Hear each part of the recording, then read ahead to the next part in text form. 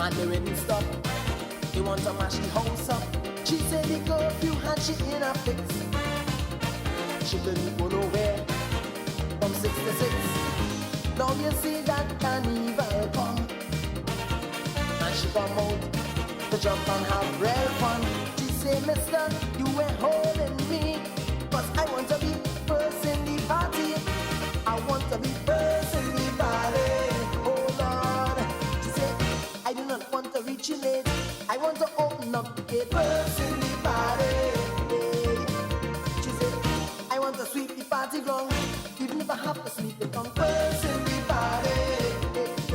I want to be first in the party.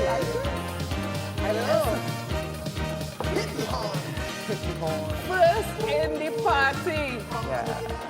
Good evening, everyone. This is I Belong to the House of Music. My name is Attila, and the whole idea of I Belong to the House of Music, which takes its name from the lyric book of the late great mighty shadow Winston Bailey, is that we bring somebody who doing things in Trinidad and Tobago, and we look at the music of this great twin island nation. We put the music together with the person and have a conversation. And today I am so pleased to have in the Wajang Diskotheque, in the House of Music, Lisa Allen-Agostini, writer, poet, teacher, educator, Comedian. Doer of things. Mom. Yeah, that's a lot of stuff. Welcome inside the House of Music. Thank you. It's a real honor. I was just telling you, before we actually started recording and stuff, that looking at the list of people who've been on this program before, I feel really humble compared to some of them, so, well, compared to all of them, actually, so, yeah. But I mean, come on, man, Lisa. I mean, you've been in this thing a long time, and, you certainly have paid a lot of dues as perhaps one of the most prolific young writers of Trinidad and Tobago, and so Girl, when you say young... youngish. I know we are firmly in tanty phase of our lives right now, but, compared to some of the writers who we identify as writers of Trinidad and Tobago, you certainly belong in that pantheon, and you certainly belong in the House of Music. So Thank you. Welcome. And I mean, your first tune is First in the party. I mean, I didn't even realize that Marshall was, yes, okay, we know him from the 80s when he was like singing, Too Young to Soca, but that tune, First in the Party, is actually from 1991 and talks about the coup. I didn't even realize that. Yeah. I really did not realize that until I was listening to it as well, in discussing this list. I'll be very frank. The reason that song has to start our discussion is because of you, right? So I know you I know you're from Bishops, but we really became friends when we were both working at the Express together. Yes. And you worked at the Express, and then you went away, and then you come back, and then you went away, and then you come back, and then you went away, and that's like been your life. Yeah. And at one point when you came back, you were DJ Tilla Willa, and you were doing a gig at Alice Yard. Yeah. And because I am so completely OCD and anxious, I came, the fete was supposed to start 9 o'clock. I was there before 9. So I was literally first in the party. I mean, I was there before the promoters, you know what I mean? So that is why I had to start the conversation with Tilla, with First in the Party, because you played the song for me that night. And it was like, but also, I mean, Marshall is like our age, and he's like just iconic of our generation. Absolutely. In terms of soca, in terms of, this is not his biggest tune, obviously, in any sense, way, form, or fashion. No. But it is such a I mean, the fact is that man been grinding since he was a kid, you know. He been Yeah. out here, and he and me, you know, I mean, he there since he's 9. I not since I was 9, but, you know, I was a little kid when I started writing too. So I Yeah. really identify with him on a lot of levels because of that. So, Yeah. so yeah, first in the party. First in the party. I actually remember that night in Alicia. It was a good night. Right. It was a really, really Right. good night. Right. But coming back to Marshall, you know, being a sort of voice of our now Tanti's generation. And yeah, I mean, that sound that he has is, for me, almost reflective of how soca used to sound. You know, like he was like not really finding his sound yet. I mean, that kind of happened in 1997 with Big Truck, when we were like, oh, this is what soca can do Yes. for us. Yes. Right? Yes. And yes, but first in the party, also in the sense of somebody really being committed to fetting. And Yes. Yes. I like that idea of the commitment to enjoyment and to joy. And I feel like all your selections today kind of reflect that commitment to joy, that commitment to, yeah, I want to be in this. I want to embed myself in this thing. And I want to segue from that into your commitment to language, because you did something, very, I would say, like halfway through your career as somebody who was writing in the newspapers, etc. You started to write a column in Trinidad Creole. Right.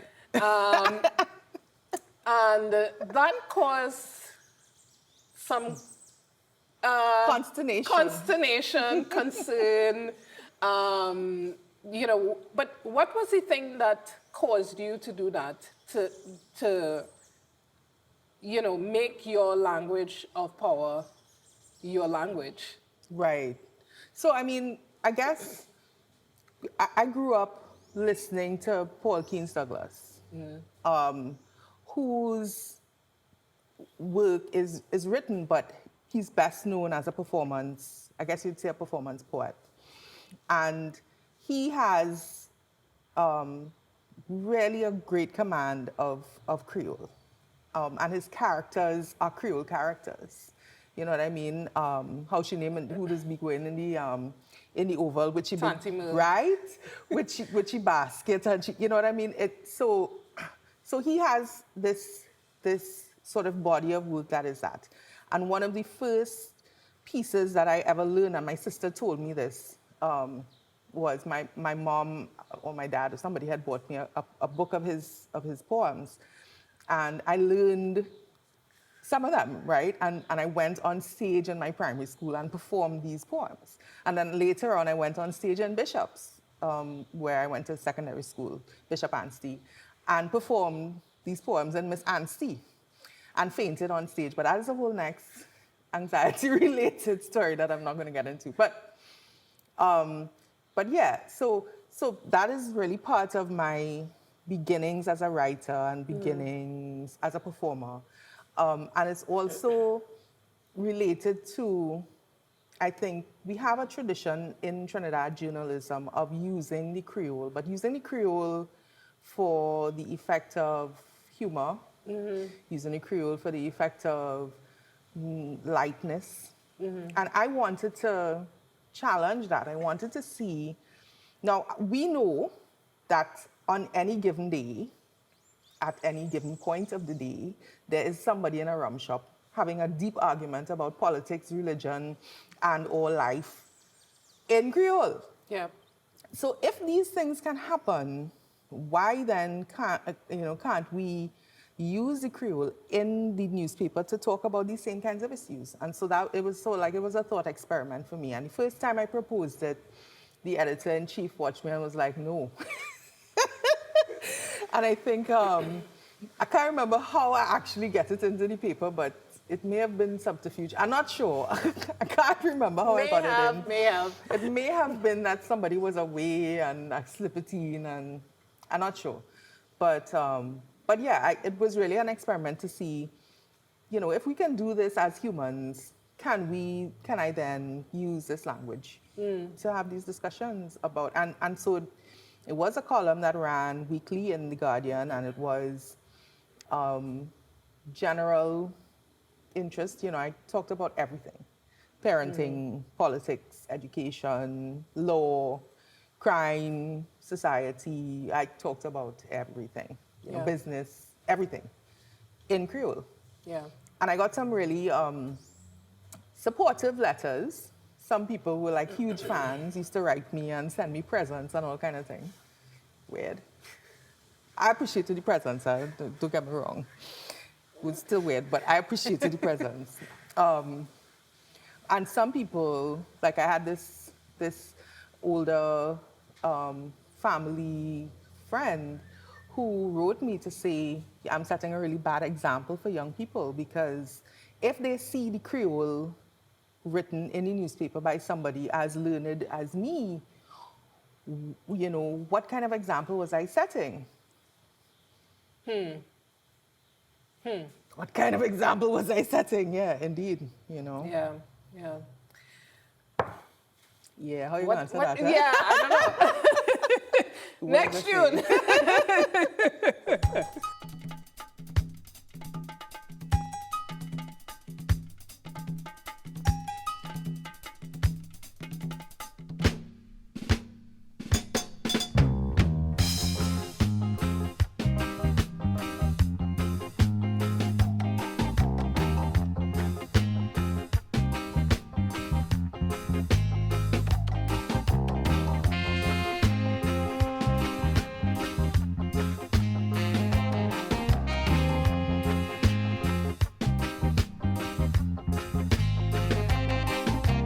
Downtown rockers, uptown dudes, streamline ladies in spiked shoes, green card lovers in the corner dancing clothes, illegal immigrants, them jumping up the most, the sweet soul music and a disco, a rhythm and blues.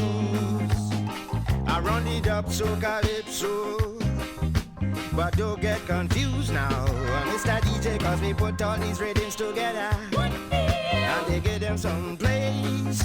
You know the whole place start jumping and the vibrations raise. Here is the day In a basement party in a New York City, downtown straight down, uptown boogie.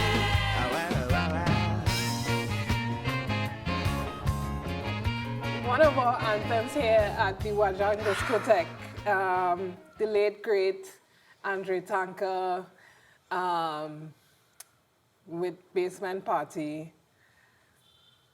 Yeah. What we could say? Well, I could say I love Andrew Tank and I love this song.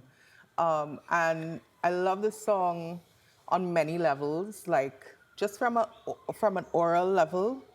Before I even understood what the song was about, the music of it, the sound of it, even now as I listen to it, it's like pause raising, just feelings, because,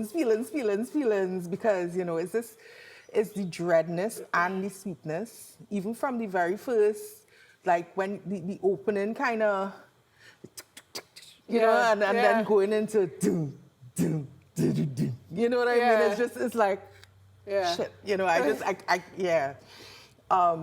and then there's the level of, I was telling you, this song is an immigrant song. I've never been an immigrant, never. I've always lived in Trinidad, and I've always understood that even if I go away and go and do a residency or a fellowship or something, I don't necessarily want to move to another country. And so I've never had the basement party experience. I've never, you know what I mean? But it is one of, I would say, 3 songs that really speak to me, even though they are immigrant songs, and I don't know why. And so the other 2 are Irie Tempo by Yeah. Lord Laro, Yeah. and Song for a Lonely Soul by David Rudder. Yeah. And again, two songs that I loved before I even knew what they were about. I just Yeah. like the sound of them and the way they Yeah. are like just joyful and like celebrate this place. I don't know.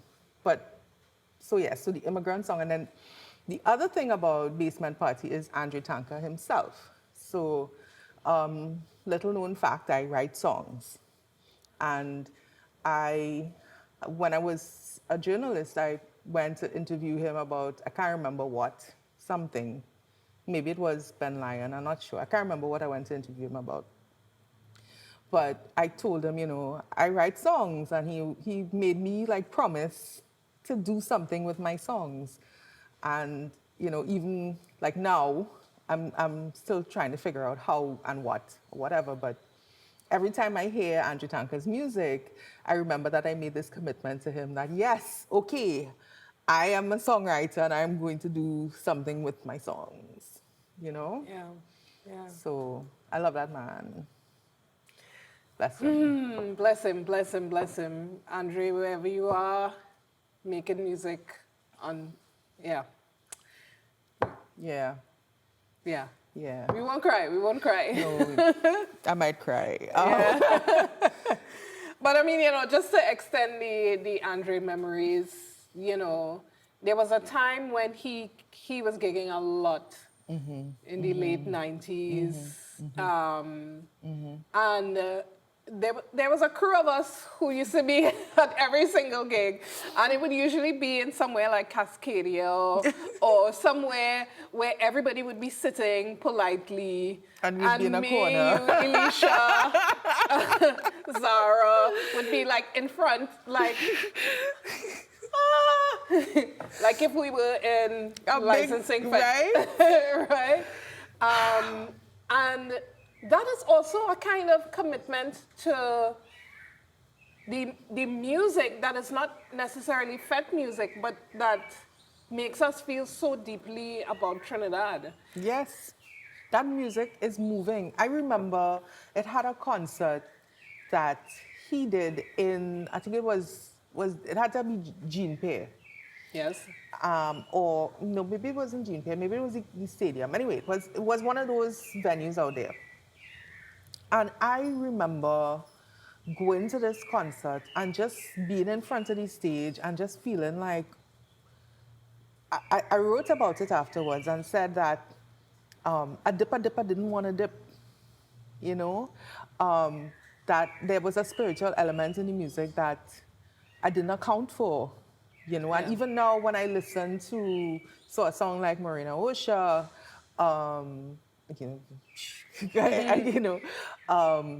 or even Simon or Hosanna, there's a spiritual element in it that touches something inside of me. Yeah. That every time I see this man perform live, and we're talking about many times over many years, many shows, I would just feel so moved. And I can't sit down and be quiet, I had to go up and be grooving and jamming and real like moving because in the holy temple of Soca. Something. I mean, is that soca? Is it soca?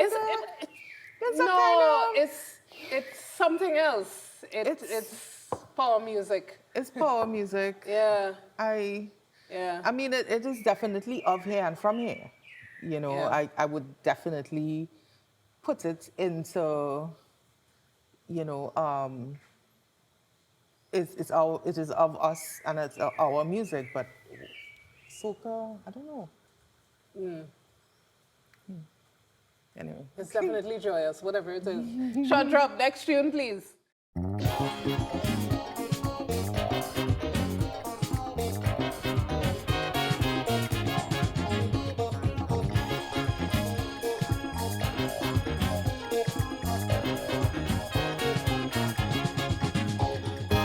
You went and you put gold ring on she hand. You boasting in tongue that you is she man. She said that you love, she boasting with joy. She give you a baby boy.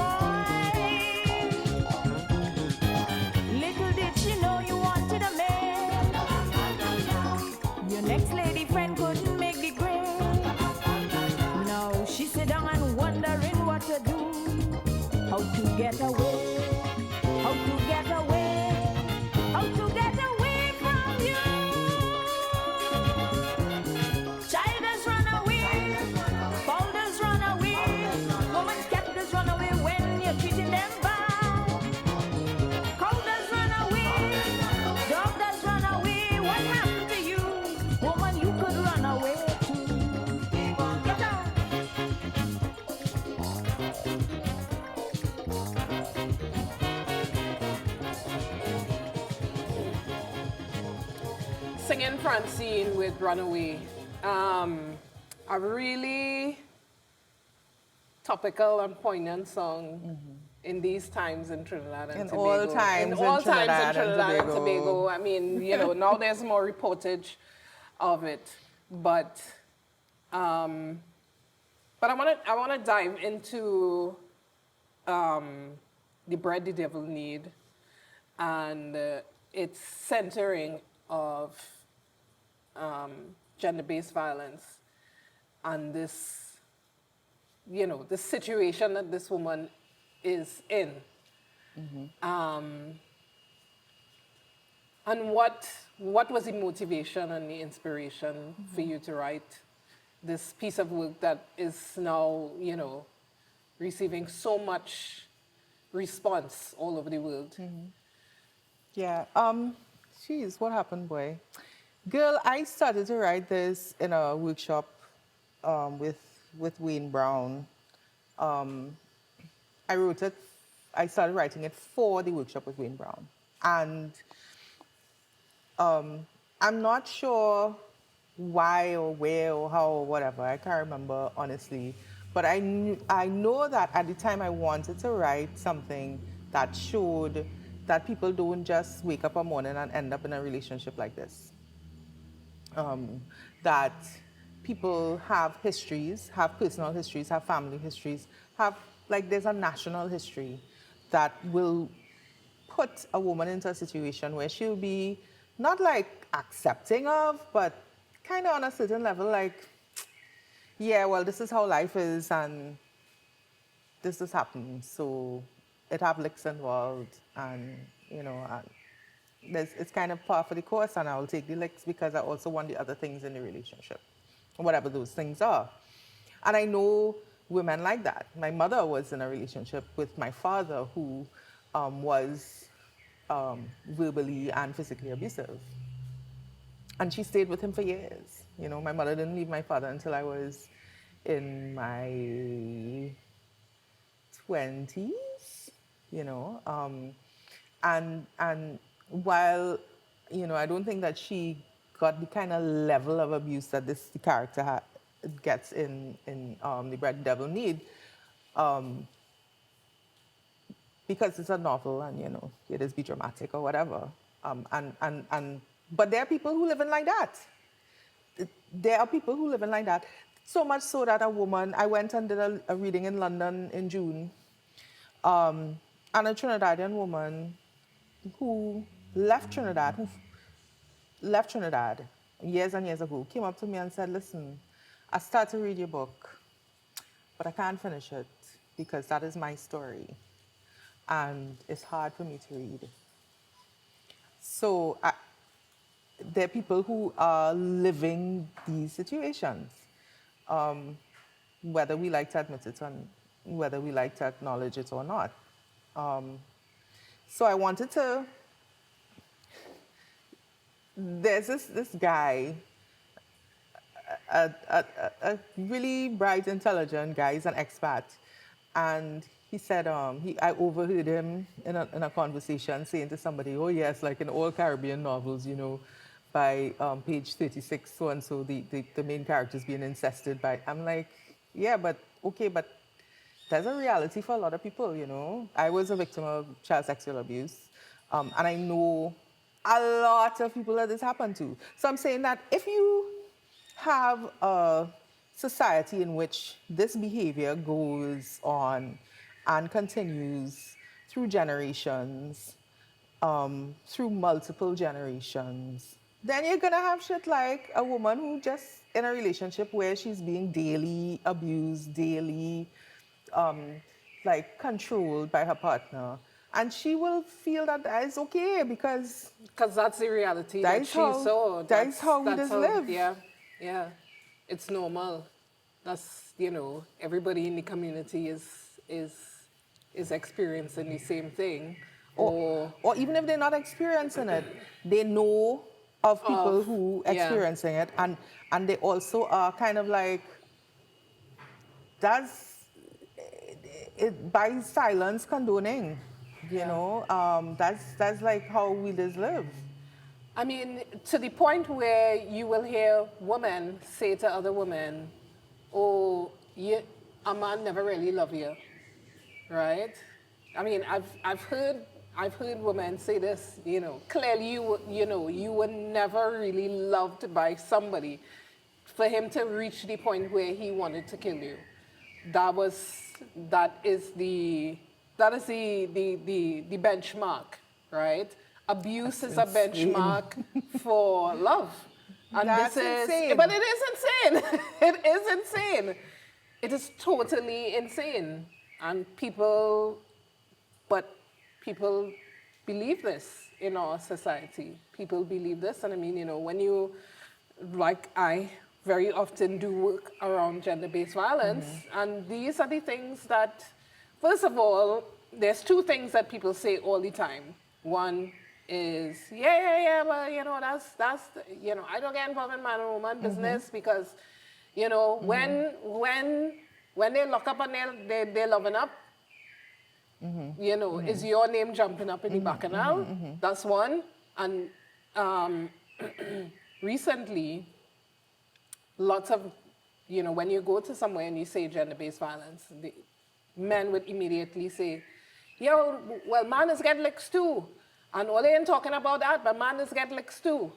And so there is this dismissal of the reality that, 1 in 3 women in Trinidad and Tobago is going to, at some point in their life, be a victim of some kind of violence,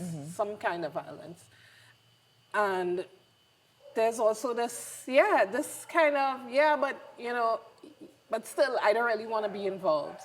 But how can we not be involved when, the entire society... All are involved. all are involved. All are involved. And it's interesting that you should say that people the work is triggering for a lot of women because, it's a story that is repeated so many times in our communities. But I can't say that I can identify many other books written in this generation which deal, almost exclusively with this idea of a woman trying to, as Francine says, run away. So I would say there's a book that was published last year or the year before called How the One-Armed Woman Sweeps Her House by Barbadian author Sherry Jones. There have been a lot of comparisons. Right. So that does deal with gender-based violence. And so that's good. But also the fact that this book resonates not just with Caribbean women. It resonates with women all over. And I'm not sure that's something I'm happy about. You know what I mean? It's a hard thing to be pleased about because it means that there are women all over the world who are being controlled and secretly abused by their partners. And that's a horrible reality to imagine. Yeah. Horrible. Yeah. So I don't know. I think there's a lot that I'm a feminist. I've been a feminist all my life, and show the tatats and the Maya Angelou shirt. I've been a. She said tatats. She did. But I've been a feminist all my life. But I always question how feminism treats with and has treated with bringing men along because so you have these women who imagine that they have the right to say things, and then when they say these things the man want to box them down, and in fact in a lot of cases going ahead and boxing them down because how dare you, who is you to say these things to a man? Feminism is wonderful in that it showed women their possibilities and opened up so much for women, but then it made men so angry or it put men into a position where, and I'm not blaming women and I'm not blaming feminism, I'm just saying that we have a situation in which men are very angry about the developments of feminism. Men feel very excluded and men feel very put upon. And women can't see eye to eye with men no more in a lot of ways. So I don't know. I don't know. Yeah. And maybe it's that we never did see eye to eye, but we were told to shut up and take it. Yeah. And now we're not shutting up and taking it, and so it's causing. But you know, I don't feel know. like, you know, there is this crisis of communication, as you say, you know, where women are speaking one language completely different to the language that men are speaking. And there is no, you know, perhaps there is no effort to try to say, okay, this is what I mean when I say this. And as men, you know, saying, this is what I mean when I say this. There's just the anger. And there is just possibly guilty of that myself as well. Well, I mean, yeah, I mean, I think all of us are, you know, in a place where we just want to be heard. We just want to be heard and we want to be understood. But in order for us to be heard and understood, we have to sit and take the time to say, this is what this means. This is the subtext of this. This is what I mean when I say so. And we just, perhaps we expect people to understand that. And, you know, and I mean, I'm saying this as a black woman from the Caribbean. There are things that I expect white European person to understand about my reality in the world that they can't understand, you know, and vice versa, right? And if I don't take the time to explain it, I can't expect empathy for, you know, and I feel like there is a lot of this going on in relationships and in a general sort of way between men and women, you know. We are raised in completely different ways. Totally. We are raised in completely different ways. There's the whole question of accountability. Yes. There's the whole question of yes, you know, visibility. Visibility. Who gets to go outside? Entitlement, enable. What? You know, Oh I mean, my I look God. at the difference between the way, you know, like my mother didn't have any boy children. So now that I look at another generation and I look at the difference in the way that my niece was treated, you know, as somebody that you put in bubble wrap and protect her from certain spaces, where my nephews got to go all the time. From the time they were old enough to go. And I'm like, it makes no sense. And then, you know, they reached a certain point and the men are expected to behave in a particular way. But how have they learned to behave? They've learned to behave like, well, I used to do anything that I want to do because it's safe for me, right? And the woman is something to be protected and kept away from certain experiences because the world is so predatory. But who is teaching men not to be predatory instead of teaching women to keep themselves safe? When in truth and in fact, there is no such thing as safety. Girl, it is fraught. I have two, I mean, one of the things I said when we started the interview is that I'm a mom. I have two, they're women now, they're not children anymore. I have two daughters, and one of the things that I wanted to give them was fearlessness. Yeah. I don't know if I did. I don't know, I mean, Jesus. God knows I tried my best, but that's the next song. But, you know, when you're raising girls, I mean, it's just basic shit like how to walk down the road. Yeah. How to walk down the road. Yeah. How to walk down the road. You know what I mean? Yeah. You don't have to You don't have to tell a little boy how to walk down the road. Yeah. When do you ever have to tell a boy, come on the road, you go get bounced down? That is it. That's it.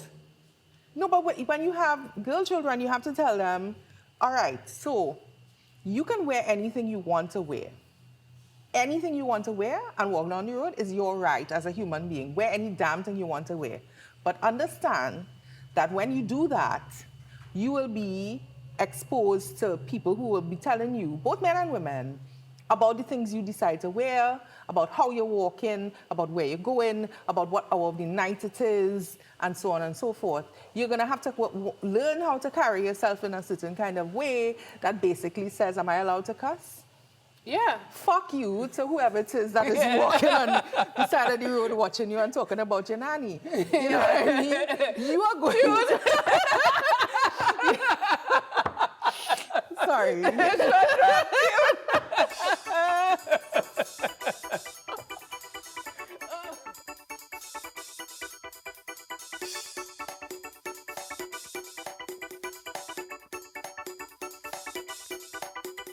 Question.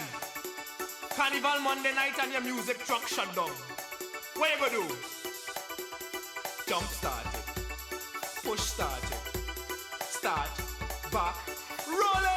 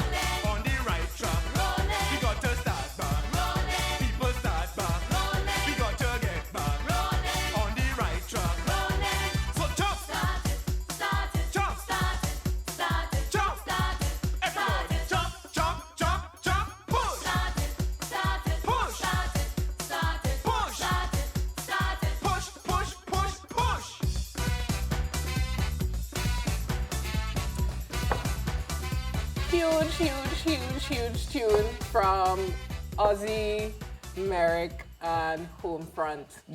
Rollin'. That tune, oh my gosh. Yeah. Such fun memories of that Juve.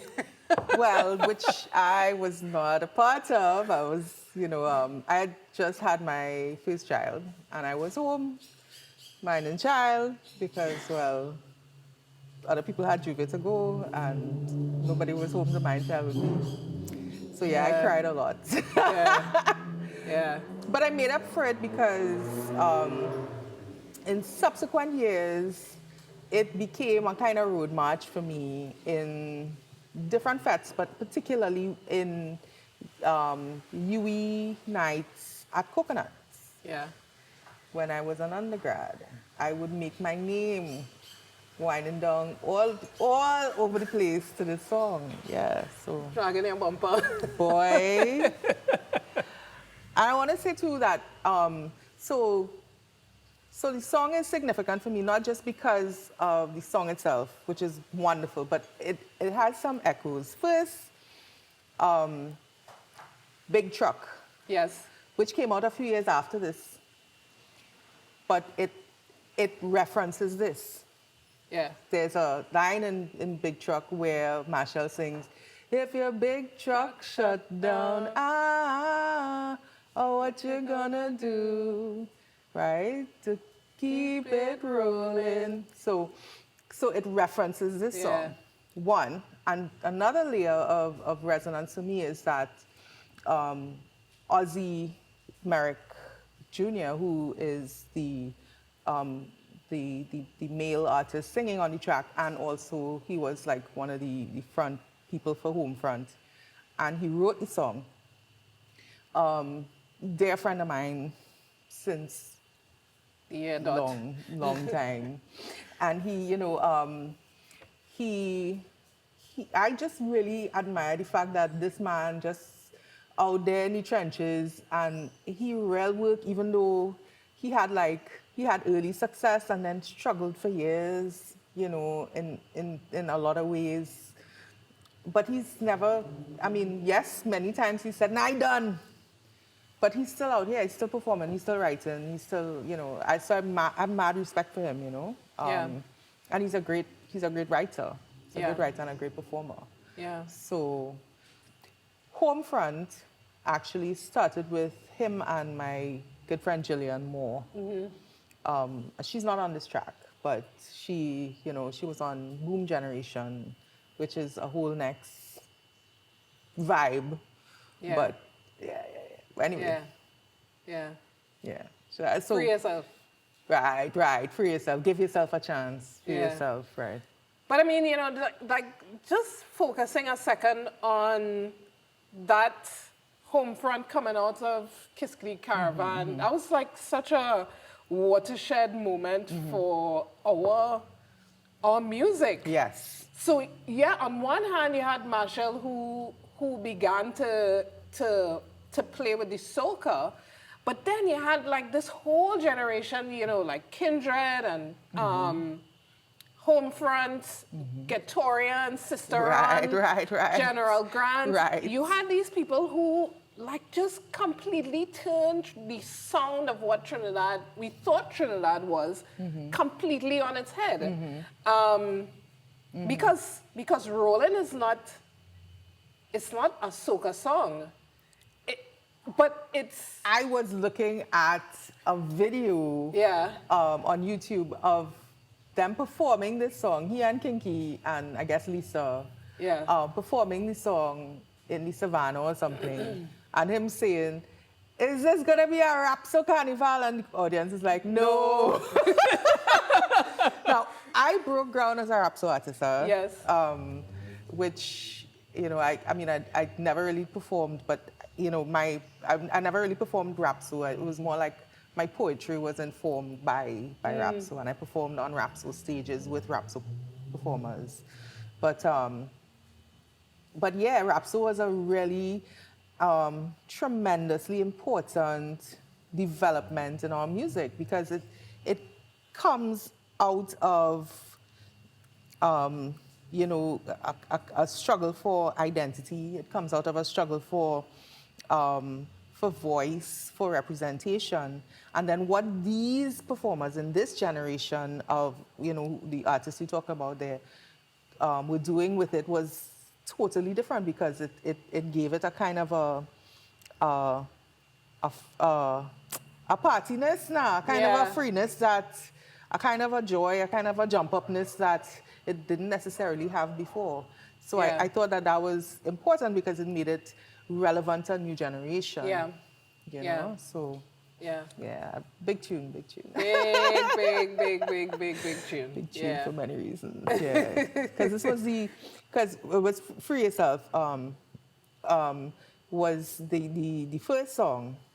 Give yourself a chance. Let your spirit start to dance. Free yourself to be yourself. And then you come with this next song, Start Back Rolling, which is indubitably a party song. Yeah. Party. This is it's more than party. It's a road song. It's a road song. It's a road song. It's a road song. Even before it really had like that kind of party road song in that sense, you know. Yeah, and like I said, you know, it is the antecedent to Big Truck, which is the quintessential road song for we generation. Yeah. You know what I mean? Yeah. So anyway. Tune, DJ. Tune.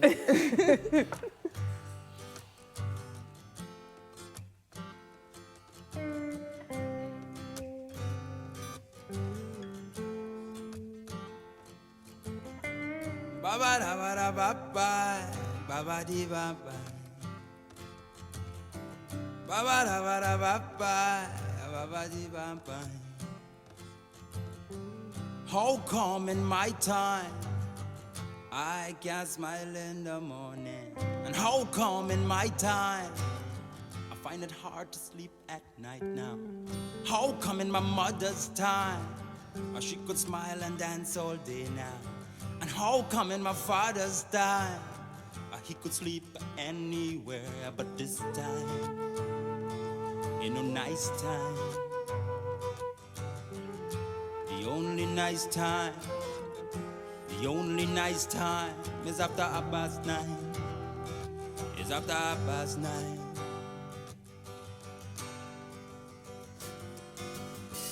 Ba ba da ba da ba ba, ba ba di ba ba.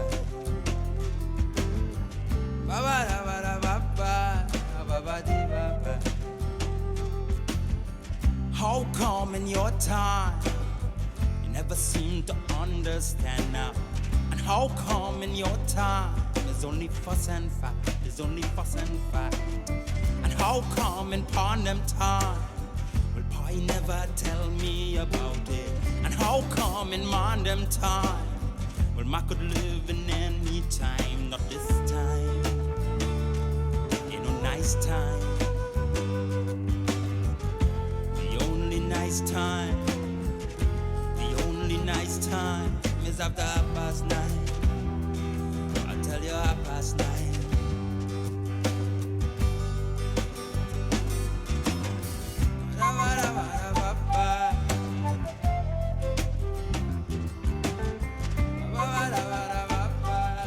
A ballad, a lament after 9:30 from Joint Pop. Yeah. Yeah. Yeah. It's plenty things. So, Yeah. So all right. So, this song for me speaks to a lot of things. Like, we talking about the evolution of music in Trinidad, and so what is local music? So joint pop is, or Oddfellows local as they were originally, and then became joint pop. Is led by a guy named Gary Hector, and Gary is a punk.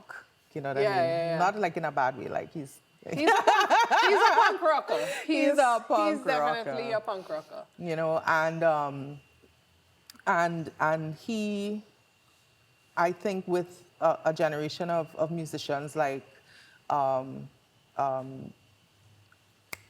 Rojas, the Rojas brothers, Orange Sky. We have it's a bunch of people. It was like a generation. Yeah. And I think that joint pop was one of the more successful bands coming out during that time and trying these kind of experimental things where they would combine other genres with calypso more than soca, and have this really sweet, really beautiful local music that somehow just, I don't know how this thing didn't take off and become a phenomenon, you know what I mean? For me, it was a real big missed opportunity for us because it's such beautiful music, such beautiful music. Yeah. But I loved this music, and as a journalist, it was one of the things that I covered. I covered things like Anchorage Pop Rock Awards. Yeah.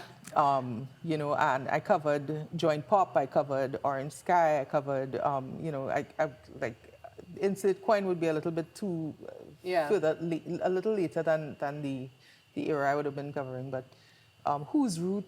I mean, basically, Elspeth Duncan. Yeah. You know, Janine Menz. Yeah. Would have been some of the women on the scene at the time. It was just a moment in Trinidadian music and Tobagonian music too, I guess, at a certain level, where there was a boldness and there was an experimentation that was happening, and I really enjoyed, you know. Yeah. And you could see the calypso sensibility. Listen to the song, you know. Absolutely. In the song, the lyrical, it has that calypso sensibility in the lyrical arrangement, in the lyrical themes, and It's love ways. It's love ways in a lot of ways. It's love way. The love way sentiment is there. Yeah. The storytelling. Yeah. I mean, at the end of the day, you know, this is what we are good at as a people, storytelling. And, you know, the form that the storytelling takes could be it could different, be could be very, very different, you know. I mean, Orange Sky, Orange, you know, like Orange Peel Groove. Orange Peel Groove. You know, when Nigel Rojas was bald head and a wall of muscle, you know, just like playing the guitar like it was, you know, coming from his soul. And I mean, you know, I think that there was also I don't know, there was just so much going on at that time. I mean, so we started with Marshall singing about First in the Party and the coup.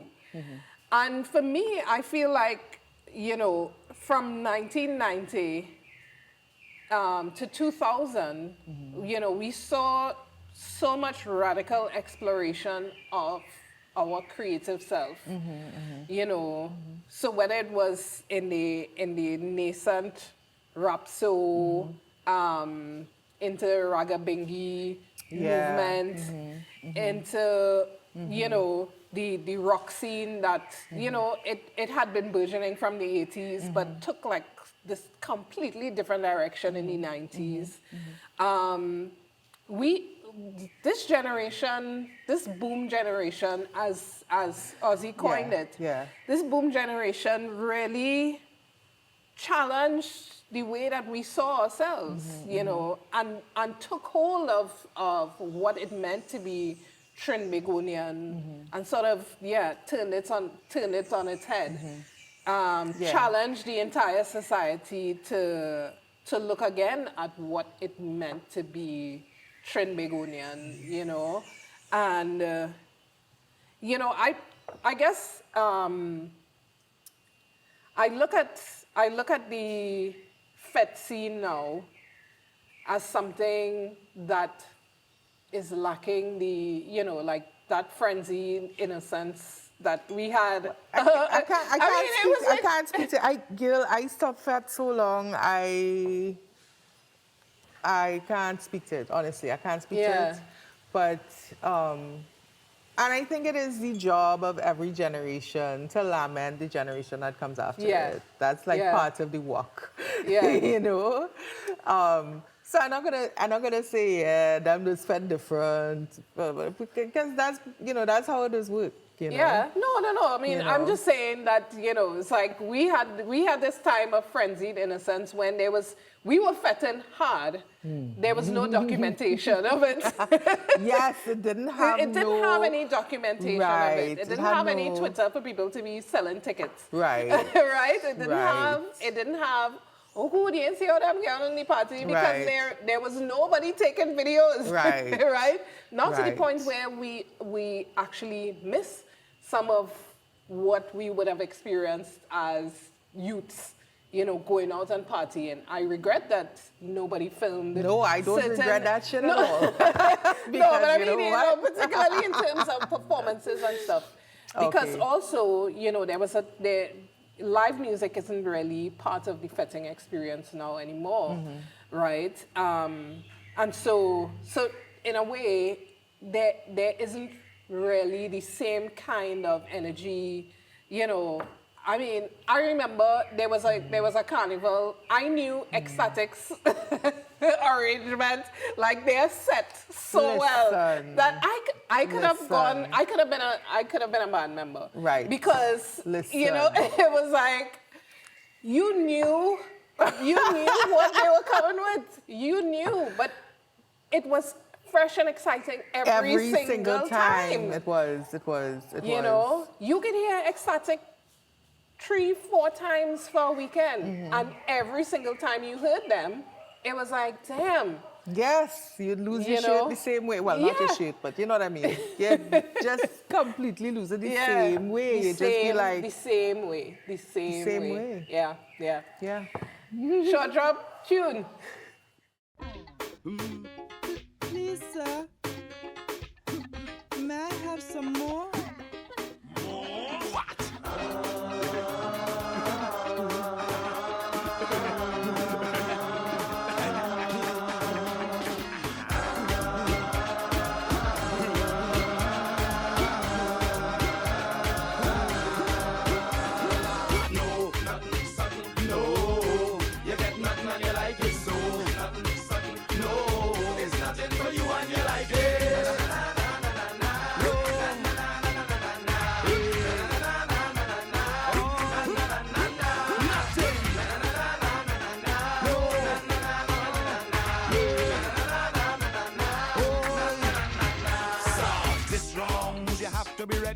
Ready to deal with the vampire steady boy. This strong, you have to be strong, able to decipher the right from the wrong. I say this wrongs. You have to be able, good your loins, get ready for the battle, cause this wrongs. Them boys ain't joking, so you got to keep your child smoking.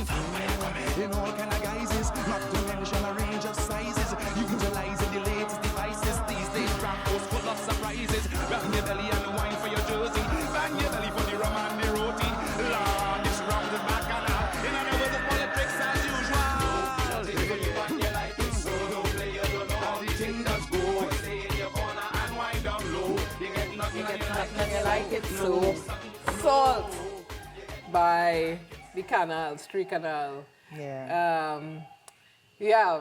Also, coming out of the 90s, also using the idiom to make serious, you Yeah. know, political commentary. Yeah. I love Tricanal.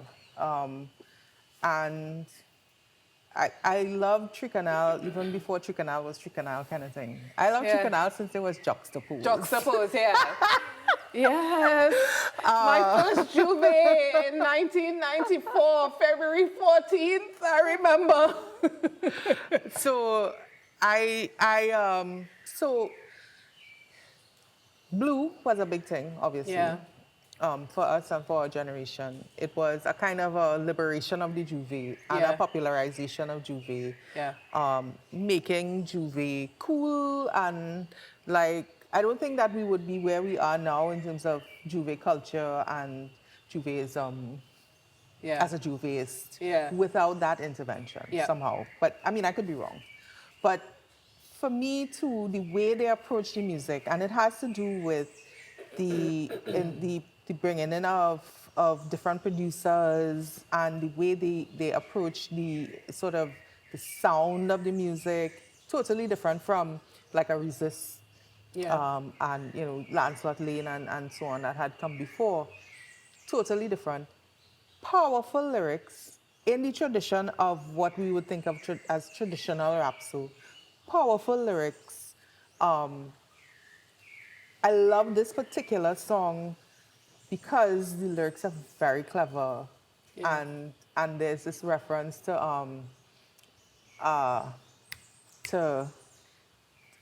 keep your chalice smoking, vampire passing. Yeah. Is that brother? No, it's Black Stallion.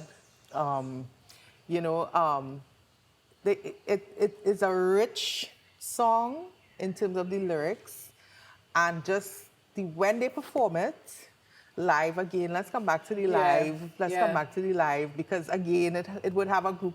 It would have a group of us at the Yes. front of the stage, tucked away in the corner because you know the seated patrons and the VIP. Yeah, yeah. We don't want to block them, but we'll be there and we'll be real carrying on. You know what I mean? You know, so for me, it was a moment as a human experience in this performance. But I also love the way the music was produced. I love the fact that these the videos that were done by Walt Lovelace. Yeah. You know, so there's this whole like narrative around what does an inter-outer national star look like coming from Trinidad. Yeah. And it looked like Tricanal. Yeah, yeah. You know what I mean? So For for sure. me, that whole experience of that was a great moment for us. Yeah. And I still love and respect Tricanal. I love what they did with the Tricanal show. I think that was like an evolution in our theater history because how they combine the theatrical elements, the music, the dance, the set, everything. The first Tricanal show, when I tell you, it blew my mind because they, again, coming back to the big truck, they had a big truck in the show, Yeah. dog. They had, I think it was Sean Leonard did the set design. Yes. They had a moving element. It was in the Carib. Little Carib Theatre, and they had a moving element where there was literally a big truck passing in the show. Yeah. And it was like, What? How? What? Oh my God! It was. But I was mean, you know, amazing. I see all of this you know, again, to go back to the 90s and say what Callaloo Company was doing, the fact that Wendell and Roger were frontliners of that whole Callaloo Company, you know, performance art that was going on, taking Minchell to a completely different level. Yes, Minchell in and of himself is the Minchell, Minch, right? Is right. the Minch, right? But he is nothing without those performers who, you know, could take this thing that is three-dimensional and make it actually live.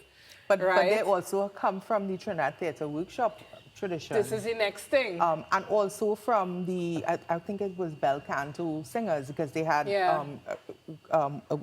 Roger particularly, I think, fine singing voices and were, you know, choral singers. Yeah, yeah. So, you know, there's a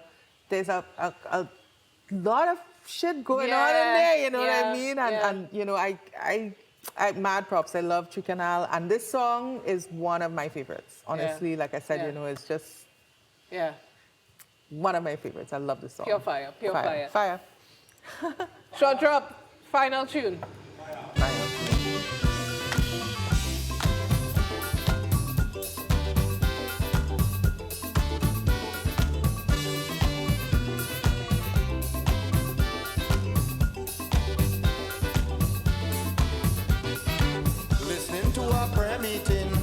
Baptist people preaching with a leader in front, half people shaking.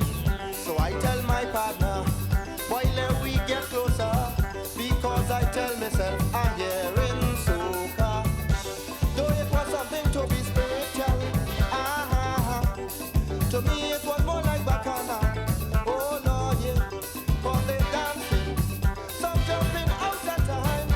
If you see Baptist woman wine, Soca Baptism, whoa, like Soca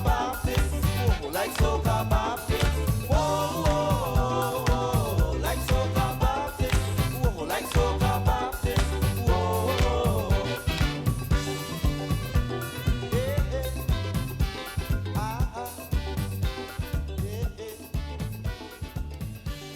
Soca Baptist by Austin Lyons, then known as Blue Boy, now known as Super Blue. What a tune to finish with.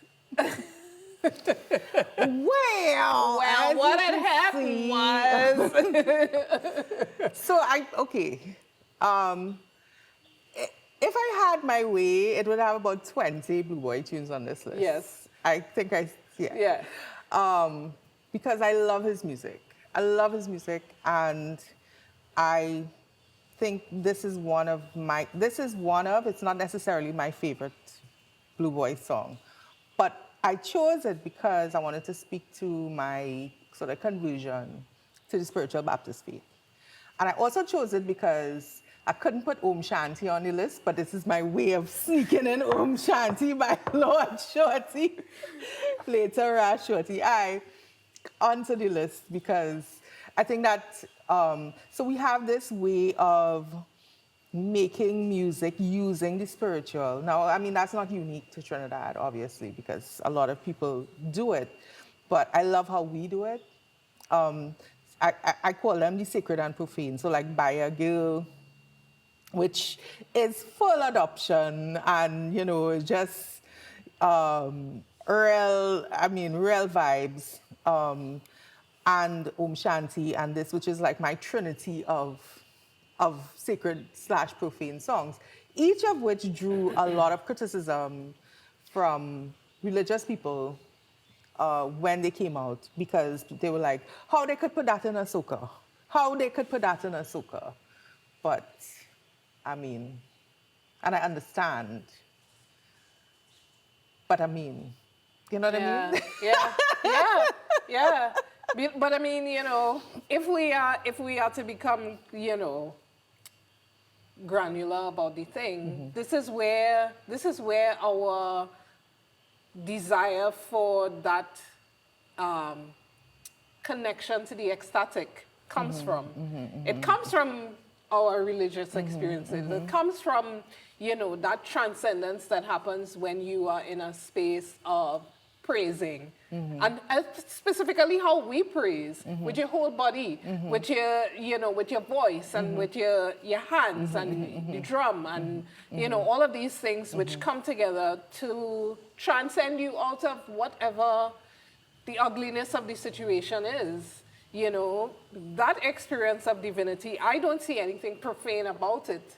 And I feel that these songs are us reclaiming the divinity of our music and the sacredness of the music. And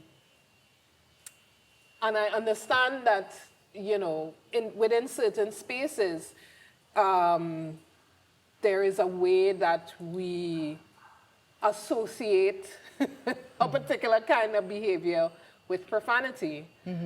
But within an African context... That's a worldview thing. That's a worldview thing. I think it's a Western thing. I think it's a Western thing. Because if you know, like, I mean, I've seen some...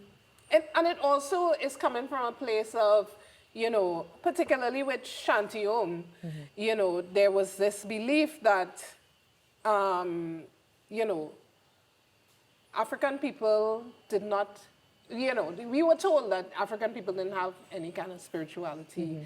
We were told that calypso is, you know, music of the devil.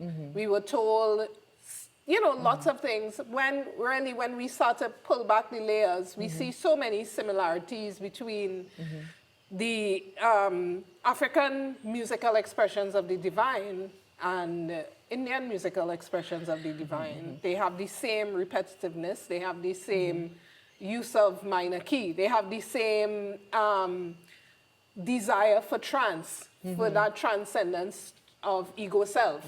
You know, there's so many things that bring things together, and, you know, there's more that brings us together than separates us. It's really sweet. And there's a sweetness and there's a joy in that music that, you know, we need.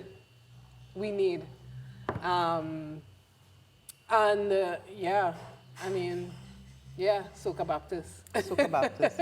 So I mean, I have a neighbor who I love very much, and she's she's spiritual Baptist. And when she said that she was not doing things she was supposed to be doing, and she went to a fete, or rather doing things she was not supposed to be doing. Yeah. And she went to a fete, and this tune started to play, and next thing you know, she ended up in manifestation in the people fete. Yeah. So I think that when they had this impulse to ban the song from the airways, which I think they did,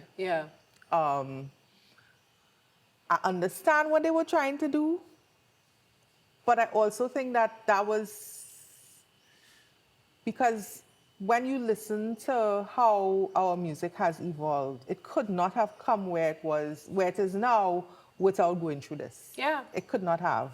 Yeah. You know. It was a portal. It was a portal, and we had to go through that. I mean, you know, like lots of people came to Orisha because of Bahia Gill, because they used to go to David Rudder concert and catch power. Right. And could not, and I mean, he says it in Calypso, why the hell you're shaking, you don't know, that's Calypso. That is Calypso. And, you know, plenty people ended up in Orisha yards trying to find out what it is. What is the thing? What is the thing? What is the thing? What is the source? What is the thing in the thing? You know, and, you know, in order for that to happen, you would have had to have the Bahia Gill. You would have had to have the Soca Baptist. Yes, and indeed you would have had to have the Shanti Shanti. You know, yeah. Everything in its time and everything in the way that it needs to manifest. Yeah. Yeah. And now it's a Soca Baptist. Now it's a Soca Baptist. You see? Prophetic. So we come to the end. We real talk. We real listen to some tunes. I mean, you know. My list would have been 70 songs by the way. Yeah.